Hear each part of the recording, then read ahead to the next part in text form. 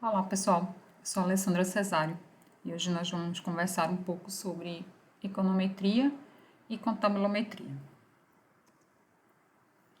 Inicialmente, podemos nos questionar qual seria a definição mais apropriada para econometria. Então, existem diversas definições que nós vamos encontrar à medida que a gente muda a literatura que a gente faz a busca por essa definição. Então, algumas definições para econometria, tendo como fonte o livro do Stock e Watson. Econometria é a ciência que testa teorias econômicas, é o conjunto de ferramentas utilizadas para prever valores futuros de variáveis econômicas, tais como vendas de uma empresa, crescimento global da economia, o preço de ações. Ela vai tratar do processo de ajuste de modelos econômicos matematizados a dados do mundo real. É a arte e a ciência que utiliza dados históricos para recomendações numéricas ou quantitativas de política no governo e nos negócios. Então, observem que a gente tem diversas definições que a gente vai encontrar e todas elas têm como pano de fundo pensar em ferramentas estatísticas, pensar em ferramentas matemáticas, mas utilizar essas ferramentas de maneira a ter um ferramental para ajudar a tomada de decisão. Então, por fim, o Stock e Watson, eles definem econometria como ciência e arte que utiliza a teoria econômica e as técnicas estatísticas para analisar dados econômicos. Então, não apenas analisar, com essa ferramenta de análise, a gente pode, então, fazer inferências sobre os nossos dados e tomar decisões. Tendo agora como fonte o livro do Hugo Jarati, a gente tem outras definições para a econometria. Ela é definida como uma análise quantitativa de fenômenos econômicos ocorridos com base no desenvolvimento corrente da teoria e das observações e com o uso de métodos de inferência adequados. Então, veja que nessa definição já entra a ideia de a gente fazer inferências. A econometria pode ser definida como uma ciência social em que as ferramentas da teoria econômica, da matemática e da inferência estatística são aplicados à análise dos fenômenos econômicos. Então, percebam que aqui a gente amplia um pouco o horizonte e não pensa apenas em econometria como algo ligado à economia, mas como sendo algo ligado à ciência social. E aí, nesse conjunto, pensando nas ciências sociais, a gente pode pensar na contabilidade também. A econometria pode se ocupar da determinação empírica das leis econômicas, e a gente também pode definir como sendo um método de pesquisa econométrica, a gente pode definir o método de pesquisa econométrico como sendo responsável por conjugar a teoria econômica e as medições a partir do uso da teoria e da técnica de inferência como uma ponte. Então, a gente usa essas ferramentas para fazer essa ligação entre a teoria e os problemas reais que a gente tem no dia a dia. Ainda pegando uma referência de estudos de econometria, a gente tem que ela pode ser definida como sendo baseada no desenvolvimento de métodos estatísticos para estimar relações econômicas, testar teorias, avaliar e implementar políticas de governo e de negócios. Observem que aqui a gente tem essa ideia também um pouco mais ampla de a gente pensar em relações econômicas. As relações econômicas elas não vão estar ligadas apenas a questões tipicamente de economia, tá? Mas todas as relações envolvendo decisões no nosso dia a dia, nas organizações, têm por pano de fundo relações econômicas. Então, se a gente pensa em lucro, despesas, funções simples nossas do dia a dia, nessas funções existem relações econômicas como pano de fundo. Pois bem, a gente tem uma gama imensa de literatura falando sobre econometria, mas a gente está numa disciplina onde a gente tem a forma de nomear essa disciplina como sendo contabilometria. Então, o que seria a contabilometria? Tem alguma diferença em relação à econometria? Esse termo, contabilometria, surgiu na bibliografia contábil por volta de 1982, com a publicação de um artigo do Sérgio Iudicius,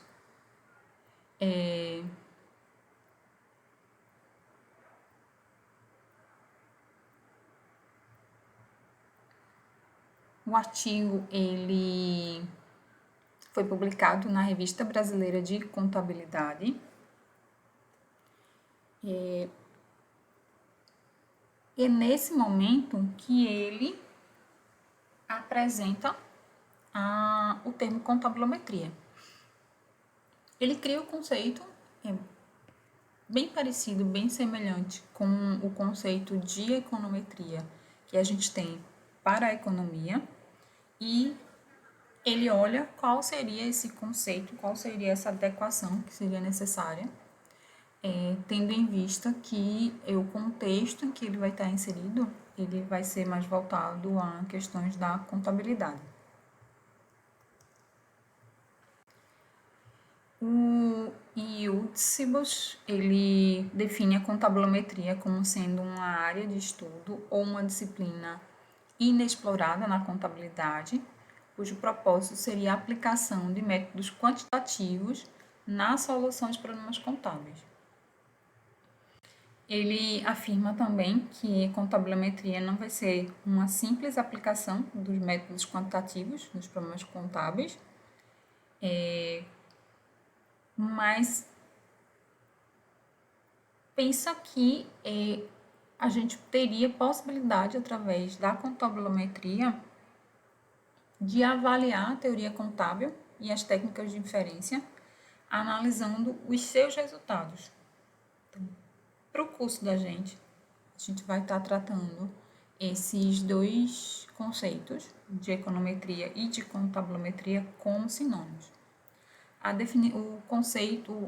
O termo contabilometria, ele não é muito explorado na literatura. Algumas disciplinas em cursos de ciências contábeis têm passado a adotar disciplinas sendo nomeadas como contabilometria, mas isso não é unânime no Brasil. Então, a gente vai ter muito mais literatura para explorar com essa nomeação de econometria. Então, por isso que muitas vezes a gente vai estar utilizando esses dois termos como sinônimos, mas a gente vai pensar a contabilometria semelhante à econometria, porém com esse viés de estudo de problemas ligados à contabilidade.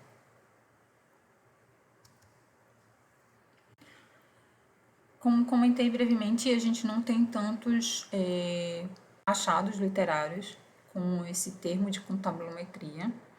Livros, a gente praticamente não tem muitos livros falando sobre o assunto de maneira mais específica. A gente tem alguns trabalhos que foram publicados no Brasil, alguns artigos publicados em eventos e algumas dissertações, TCCs também. Aqui eu trago a indicação de alguns trabalhos que vocês podem estar observando, conteúdos ligados à contabilometria. Então, a gente tem um primeiro artigo aqui apresentado num trabalho num congresso da USP. A gente tem artigo publicado na revista Pensar Contábil, essa é a segunda referência que a gente apresenta aqui. E a gente tem a publicação de uma dissertação de mestrado, aqui da UFPE, no ano de 2012, de um mestrando, agora mestre, e que foi orientado pelo professor Josenildo dos Santos, que foi professor do nosso departamento de Ciências Contábeis e Atuariais aqui da UFPE. Atualmente ele está aposentado. E a gente tem uma revista com o nome, né, de Contabilometria. A gente tem aqui o link de acesso que vocês podem estar buscando e observando o que é que vem sendo publicado nessa revista específica para contabilometria.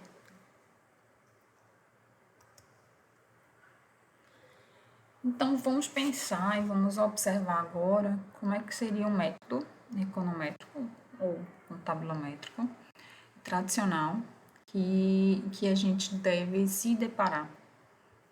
Então, o Hugo Jarati, ele apresenta quais são as etapas que o método econométrico vai normalmente passar. Então, ele passa pela exposição da teoria ou hipótese, especificação do modelo matemático da teoria, especificação do modelo estatístico ou econométrico, a obtenção dos dados, estimação de parâmetros do modelo econométrico, testes de hipótese, projeção ou previsão e o uso do modelo com fins de controle ou de política. Vamos pensar em um exemplo onde a gente vai perpassar por todas as fases. Esse exemplo está apresentado no livro do Hugo Jarati também. Então, no primeiro momento, quando a gente pensa na exposição da teoria, a gente vai observar que Keynes ele postulava que a propensão marginal ao consumo a taxa de variação do consumo por variação de uma unidade de renda, ela é maior do que zero, mas é menor que 1. Então, ele apresentou essa teoria. Com isso, a gente vai para a segunda fase, tendo em vista essa situação que a gente está apresentando a teoria, a gente vai fazer a segunda etapa do modelo, que seria pensar na especificação do modelo. Então, a gente poderia pensar que a relação existente entre a despesa e a renda poderia ser dado por essa expressão aqui, y igual a beta 1 mais beta 2 vezes x, onde y vai representar as despesas de consumo e x vai representar a renda. E beta 1 e beta 2 vão ser os parâmetros do modelo. Então, com isso, o que é que a gente está especificando como modelo para a teoria que a gente recém apresentou, tá? Que esse modelo ele teria um formato linear. Então, aqui graficamente a gente tem essa relação entre as despesas com consumo e a renda, e aqui a propensão marginal ao consumo como sendo igual a esse beta 2 aqui. Na fase seguinte, a gente faz a especificação do modelo estatístico ou econométrico. Quando a gente vai fazer essa especificação, a gente observa que as variáveis envolvidas nem sempre elas têm uma relação exata e a gente não necessariamente vai ter sempre um comportamento, por exemplo, linear, como a gente acabou de definir. Então, a gente pode, tomando como modelo inicial a equação da reta que a gente tinha anteriormente, a gente pode incluir essa falta de exatidão através desse termo U, que seriam o distúrbio ou o termo de erro. E aí a minha relação, ela passa a ser a que está posta nesse gráfico aqui. Observem que não necessariamente todas as informações que a gente tem, elas vão estar sobre o desenho da reta. Então, tomando como um exemplo esse primeiro ponto aqui de cima, vejam que ele está afastado em relação a essa reta. E essa diferença, ela está associada a esse termo de erro ou distúrbio que a gente está chamando aqui de U. Então, isso acontece para os outros pontos que a gente tem aqui como informação.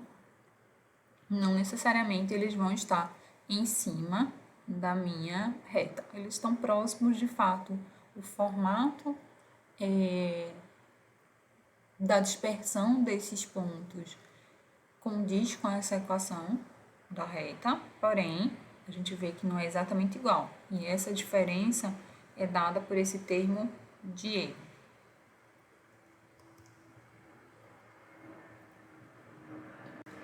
O passo seguinte seria a obtenção dos dados.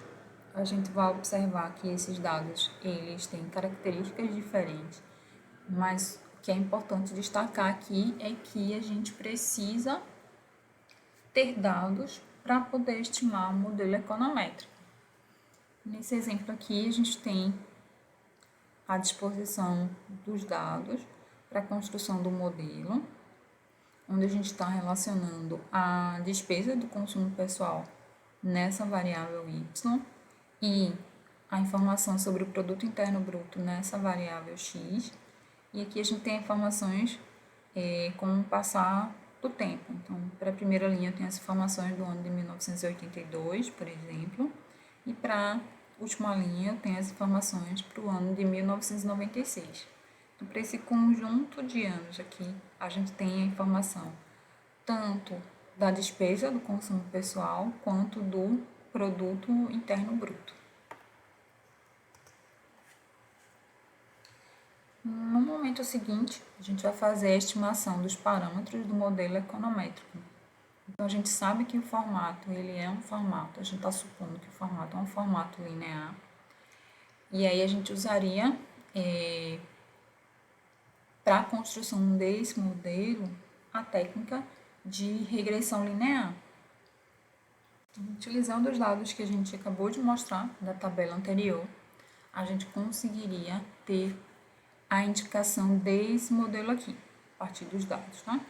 Y é igual a menos 184,08 mais 0,7064xy. Aqui, com a disposição das informações da tabela anterior, a gente teria essas informações aqui, esse formato, né, de gráfico, cuja equação que vai descrever esse formato da curva seria essa daqui de cima.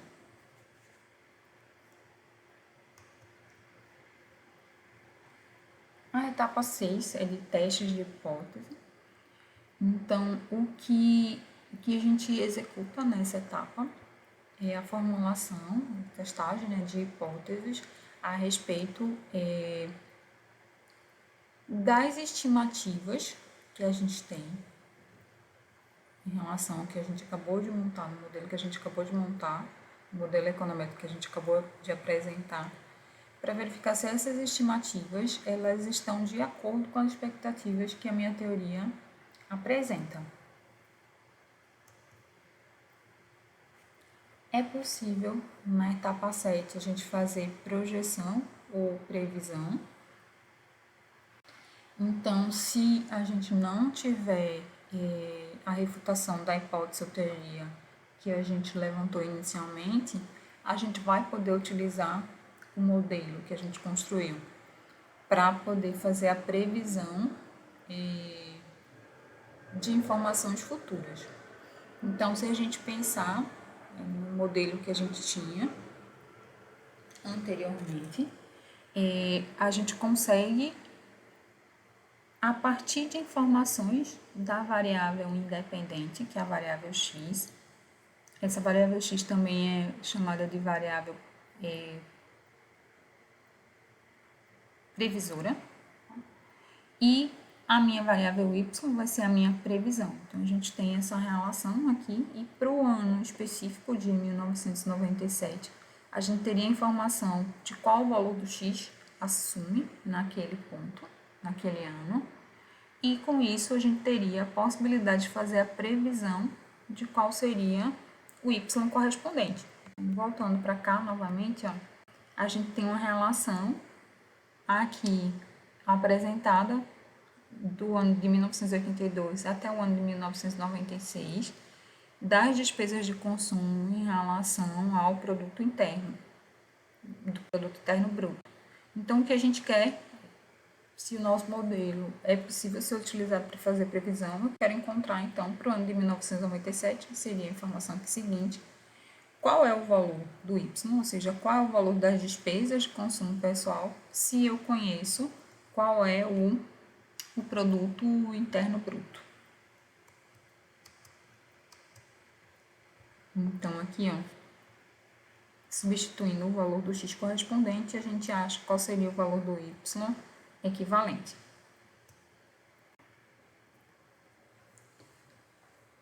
Por fim, a gente pode usar o modelo para fins de controle ou de política, quer seja governamental ou quer seja política de gestão. Quando a gente está nessa etapa, a gente precisa se questionar. Quando é apresentada uma nova teoria ou modelo empírico, qual o propósito? Para que decisão econômica isso vai contribuir? Então, à medida que a gente vai avançando, é possível que a gente encontre várias hipóteses que vão concorrer na tentativa de explicar alguns fenômenos econômicos que a gente se depara.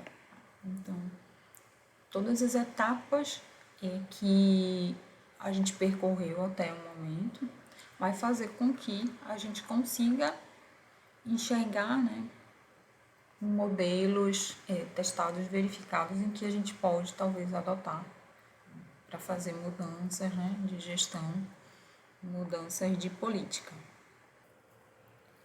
Muitas das decisões que tomamos no dia a dia, na área da economia, na área de contabilidade, dos negócios, vão depender das relações entre as variáveis presentes no mundo, presentes no dia a dia. E essas decisões que precisamos tomar, muitas vezes, precisam apresentar respostas a questões importantes, questões quantitativas também. Por exemplo, enquanto a tributação sobre cigarros reduz seu consumo. Então, quando a gente olha ali a palavra tributação, a gente pode lembrar que essa pode ser uma das preocupações do contador. E pensando em consumo de cigarro e associado à questão da tributação, a gente pode pensar de maneira inicial que, se a gente faz com que o preço suba, o consumo de cigarros vai diminuir. Mas quanto vai diminuir? Que impacto vai ter no consumo quando a gente faz o acréscimo nos preços, por exemplo, ocasionado pelo aumento de tributação? Ainda pensando nessa relação de consumo e de preços, a gente pode pensar também nos custos que são associados quando a gente tem a preocupação com a saúde, tendo em vista, além dos fumantes, as pessoas que não fumam. Então, se a gente tem um número maior de fumantes, isso vai impactar um número maior de pessoas que são não fumantes. Então, a gente pode pensar em regiões, estados com baixos impostos sobre cigarros, isso vai fazer com que os cigarros tenham preços menores e vai fazer com que o índice de fumantes aumente. Então, para alguns políticos, para alguns gestores, isso pode ser interessante manter os impostos baixos, porque isso gera menores preços, isso vai satisfazer as pessoas que são seus eleitores e que têm o hábito de fumar. No entanto, isso pode gerar, no sentido contrário, um aumento substancial com gastos de saúde, principalmente com as pessoas que não fumam.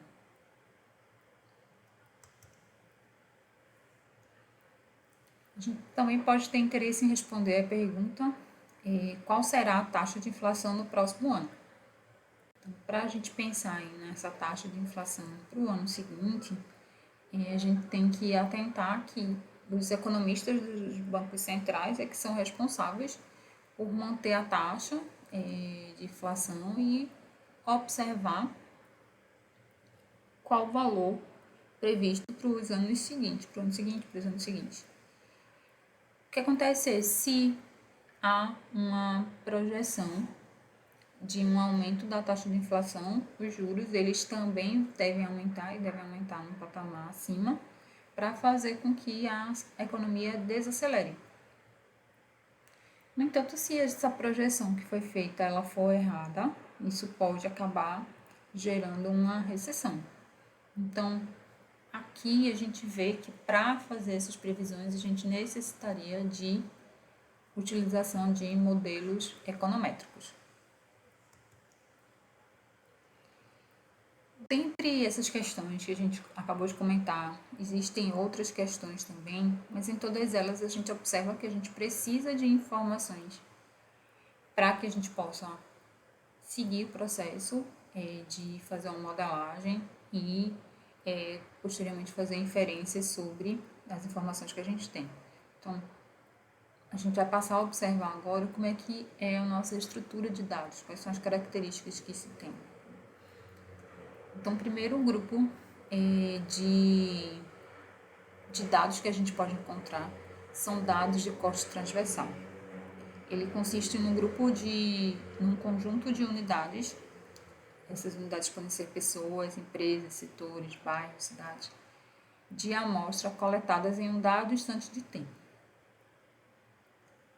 Essas informações que a gente faz a coleta não necessariamente precisam ser do mesmo período de tempo. Então, por exemplo, quando a gente faz uma pesquisa com diferentes famílias ao longo de diferentes semanas de um ano. Embora essas entrevistas não sejam exatamente no mesmo dia, exatamente na mesma semana, essa diferença de tempo entre a semana de hoje ou a próxima semana não é uma diferença significativa se a gente estiver olhando o espaço de tempo de um ano.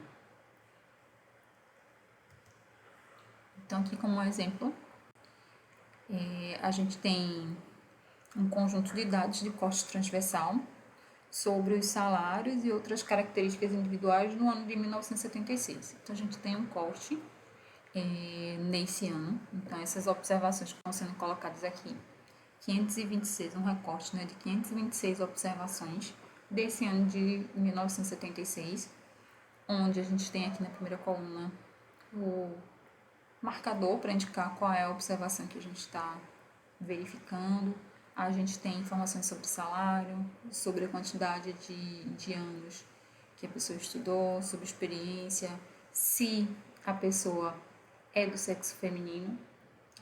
Quando é do sexo feminino, ela recebe a unidade, recebe o valor 1, quando não é, recebe 0. E o estado civil, se é casado ou não. Dados de séries temporais consistem em observações sobre uma variável ou mais variáveis ao longo do tempo. Então, a gente pode pensar, por exemplo, preços de ações, índice de preço ao consumidor, taxas anuais de nascimento, de falecimento. São informações que a gente observa ao longo de vários anos. Tá? Então, nesses casos, a gente está diante de dados de séries temporais. Então, nesse exemplo seguinte, nessa tabela 2, a gente tem 38 informações, e observe que essas observações, cada uma delas está associada a um ano diferente. Então, a primeira observação está associada ao ano de 1950, e a observação 37 está associada, por exemplo, ao ano de 1986.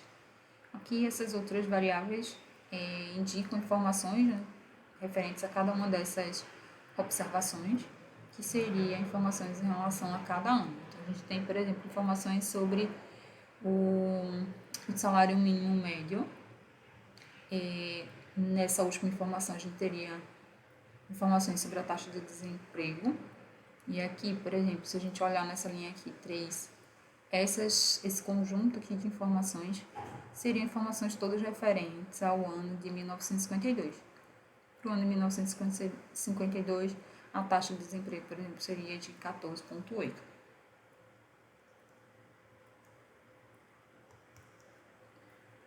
Cortes transversais agrupados é o conjunto de dados que tem características de corte transversal e de séries temporais.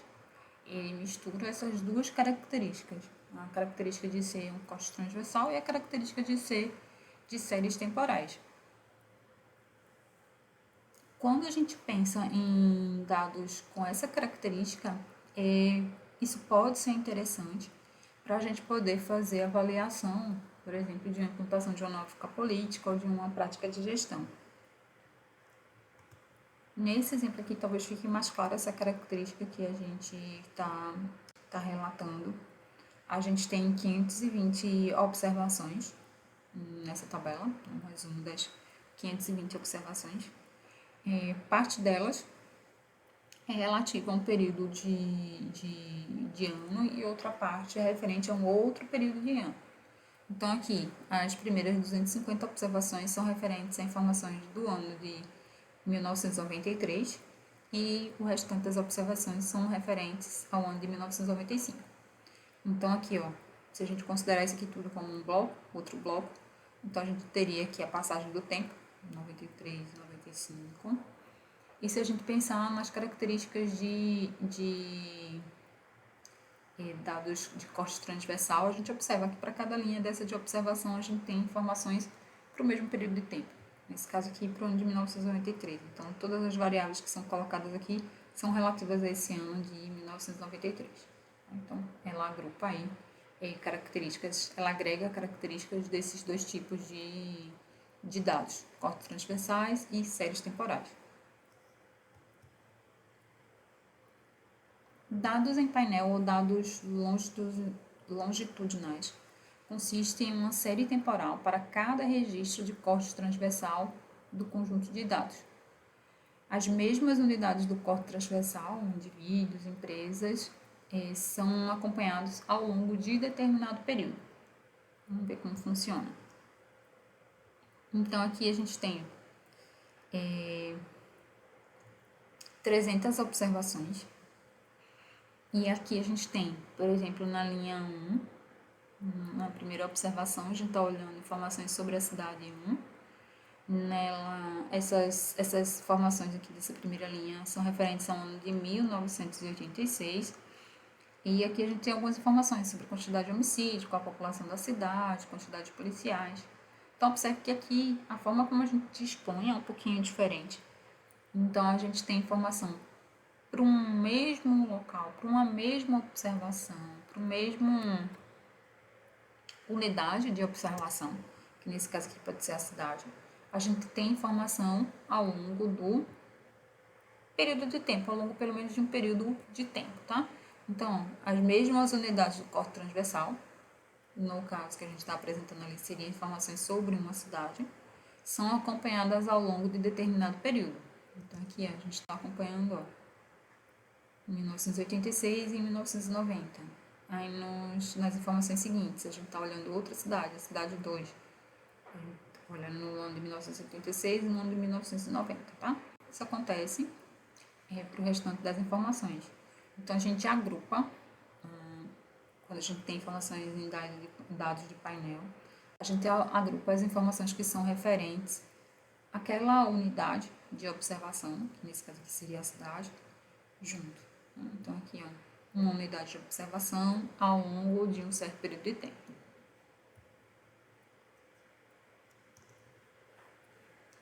Para os próximos momentos, a gente vai estar observando os modelos que a gente vai estar trabalhando na contabilometria ou na econometria.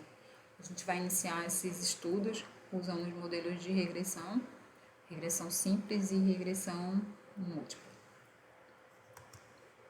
Essas foram as principais referências que a gente utilizou para esse momento. O Jarati, o Stock Watson e o livro do Volvich. Então, ficamos por aqui. Um forte abraço e até a próxima.